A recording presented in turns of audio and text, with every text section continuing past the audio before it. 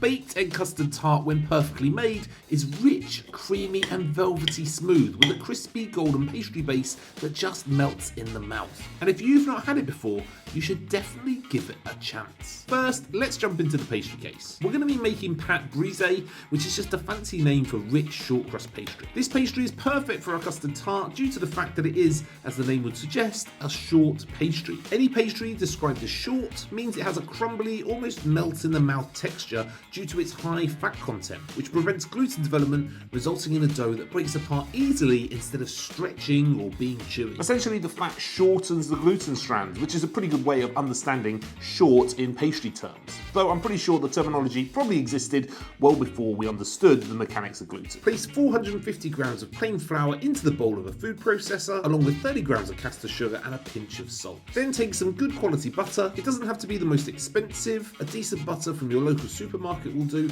Just make sure it's real butter and not some sort of spreadable blend. Making sure to use it cold from the fridge, dice 220 grams of butter into large cubes and then add to the bowl of the food processor. Pulse the mixture bit by bit to gradually work the butter into the flour. Pulsing is a great way to do this because it replicates the same effect it would have if we were rubbing the butter into the dry ingredients with our fingers. It also limits the risk of overworking or warming the pastry earlier. Keep pulsing the mixture until it starts to resemble fine breadcrumbs. As I mentioned, we don't want to overwork this mixture, so it should look like this. Light, fluffy and move freely like grains of sand, but just hold together when lightly pressed. The butter has now coated the flour, which should help inhibit any gluten development while we add our remaining ingredients. Grab 2 large eggs and separate them and add the egg yolks to the food processor along with 90 grams of cold water. Continue to pulse the mixture until it just starts to come together. This really won't take long, so don't be tempted to run the processor or you'll just risk overworking the pastry, developing that gluten and losing that lovely short quality. Once it's just starting to come together and still looking a little coarse,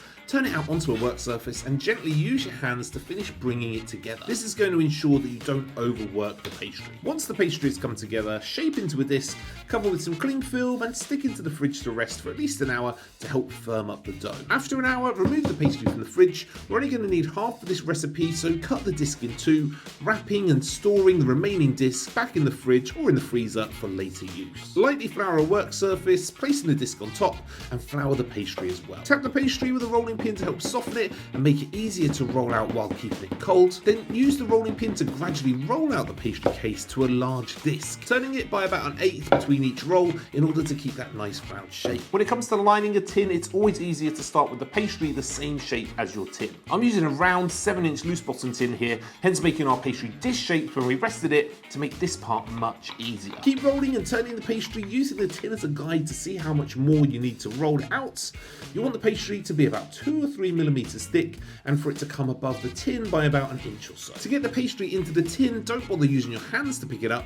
Instead, use the rolling pin to roll up the pastry loosely and carefully unfurl it over the pastry case. Now be careful not to let the rolling pin touch the tin when you do this, or you will just cut through the pastry, leaving you with a big biscuit instead of a pastry case. Carefully lift up the edges of the short crust and then using your fingers and thumbs, gently encourage the pastry into the bottom and the corners of the tin. Once this is done, press the pastry flush to the edges of the tin, pressing down the excess pastry on the outside of the tin to create this overlap. This is going to help limit the shrinkage of the pastry during the baking. Then grab a fork and prick the base of the short crust all over to help prevent any air bubbles forming during baking, which should keep the pastry case nice and flat. Once the tin is lined like this, place it into the fridge uncovered for about 15 to 20 minutes to allow it to rest and firm up before baking. This should also help combat any shrinking during cooking. Preheat the oven to 190 degrees C, and once the pastry is rested, remove from the fridge, line with some baking paper and pour in some baking beads. These are to help keep the pastry case nice and flat during the baking. I'm using these ceramic ones here,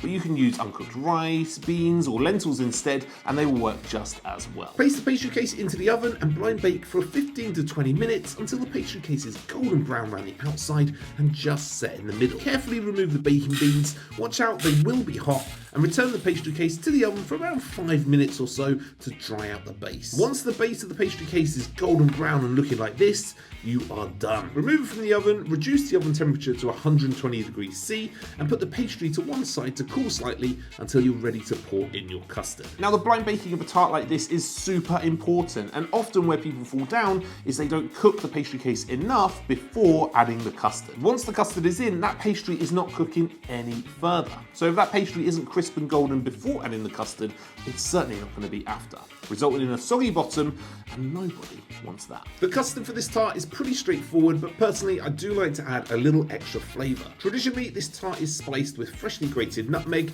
and we're still going to do that, but I'm also going to add a little cardamom and vanilla to the mix. I like to infuse the cream with green cardamom and vanilla before bringing the custard together. The cardamom pods have these little black seeds in them which are packed with flavour, so I'll crush down the pods a bit just to help release them, but the vanilla pods are so pungent and aromatic that I just leave it whole, because I don't need those little seeds floating around in this custard, and we'll still get plenty of flavour from it like this. So pour 500ml of double cream into a saucepan and add the crushed cardamom and whole vanilla pod. Gently warm the cream over a low heat until it just starts to bubble, and once it's bubbling, turn off the heat straight away, remove from the hob, and leave the cream to infuse with that cardamom and vanilla pod. The longer you leave it, the stronger the flavour will be. But I never really leave mine more than an hour to infuse because I want the flavour to be subtle and complement the nutmeg, not overpower it. Once the cream is infused, pass it through a sieve to remove the aromats and put it to one side. Next we need yolks, so separate 12 eggs, keeping hold of those whites as you can use them for something in the future. The final colour of your custard all comes down to the yolks,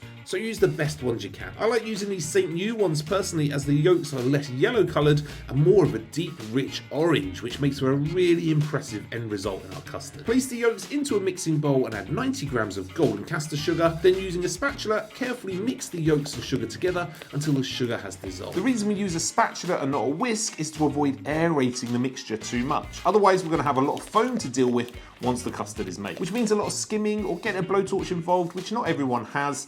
Plus we want a nice smooth finish to this tart, and any bubbles or foam can make that tricky. Plus the foam is obviously made up of a very thin layer of that custard, which can overcook much quicker than the rest of the tart. And this imparts that sort of sulphurous, eggy taste that overcooked eggs have back into the custard, and I think we can all agree we want to avoid that. Once the yolks and the sugar have been mixed, add the strained infused cream to the bowl and continue to mix everything together with the spatula to avoid aerating that custard as much as possible. And once the custard is mixed, pass the whole thing into a jug through a fine sieve one last time to ensure it's completely smooth. Now it's time to pour the custard into our cooked pastry case. Now personally I wouldn't do this at the counter and then carry it over to the oven, because you just risk sloshing that custard all around and over the edge of your pastry case. If you're able to, pull out a shelf from the oven, put the pastry case on it and fill it there. This means you can fill it right to the top of the pastry case without worrying that you might spill it when you transfer it to the oven. If you can't do this safely on your own, then you might need to enlist a buddy to help you to hold the oven shelf while you fill your tart case. You'll also see that I'm pouring the custard over the back of a spoon, which is touching the bottom of the pastry case, and this is to help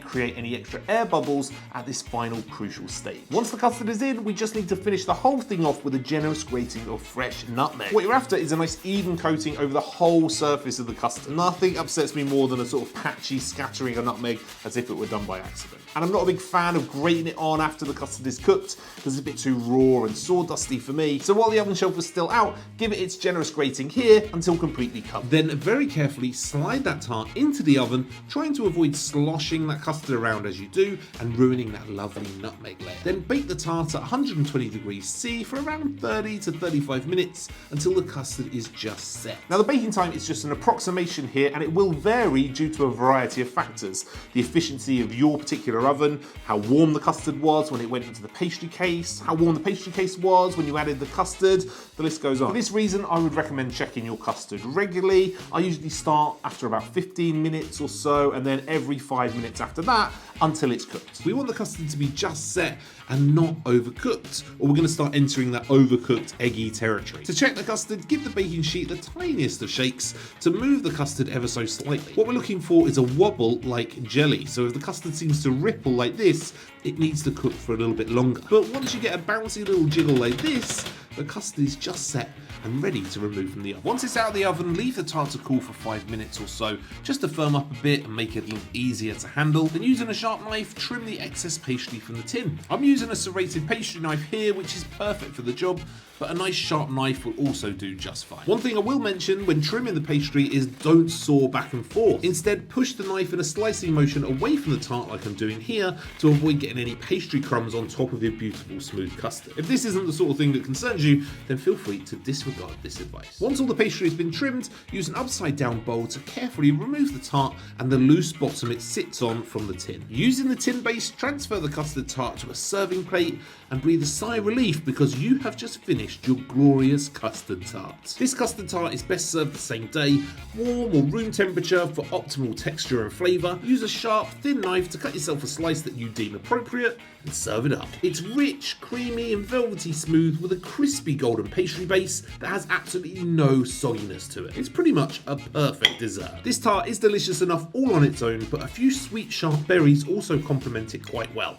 I'm sure there's other things that would pair quite nicely, but really I think the custard tart should be the star of the show. Check out my Patreon for the full recipe, or if you fancy some more, try one of these other videos that I personally let YouTube pick out for you.